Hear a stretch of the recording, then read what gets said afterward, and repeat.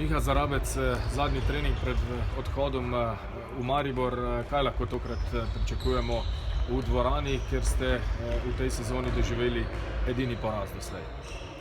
Jutri bo ena zanimiva tekma, ampak kot smo že v slačilnici se pogovarjali, za nas to ne pride v poštev, da računamo o tem, kako je Maribor odigral zadnjo tekmo, kako bojo oni napaljeni, ampak se ukvarjamo sami s sabo. Mi imamo veliko dela smo mogli popraviti po tekmi z Ribnico in prvi rezultati so se že pokazali proti Kopru.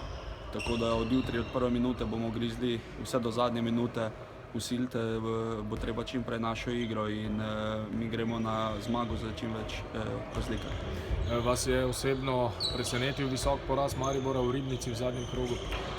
Če sem iskren, res nisem niti pričakoval, niti spremljal rezultata. Ampak mi imamo misijo 9 zmag oziroma 8 zmag in z jutrišnjo tekmo moramo to dokazati. In ne glede na to, kar se je dogajalo, smo še zdaj pisci lastne usode in od jutri naprej bomo to mogli dokazati še bolj na igrišču. Tako da pričakujem vsekakor trdo tekmo, ampak mislim, da smo boljša ekipa in upam, da bomo to tudi pokazali na igrišču.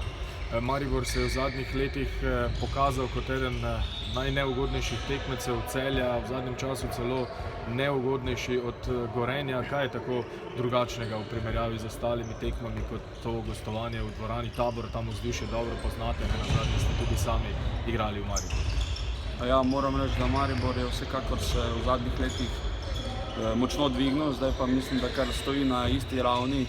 Ampak ne glede na to, smo imeli precej problemov v letošnji sezoni z njimi. Tako da po eni strani smo jim tudi nekako dolžni eno dobro tekmo.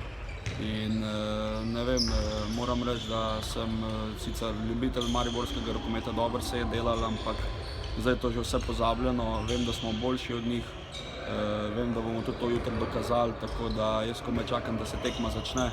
Pa upam, da bo tudi Tabor čim bolj poln, kar v zadnjem času vsekakor ni.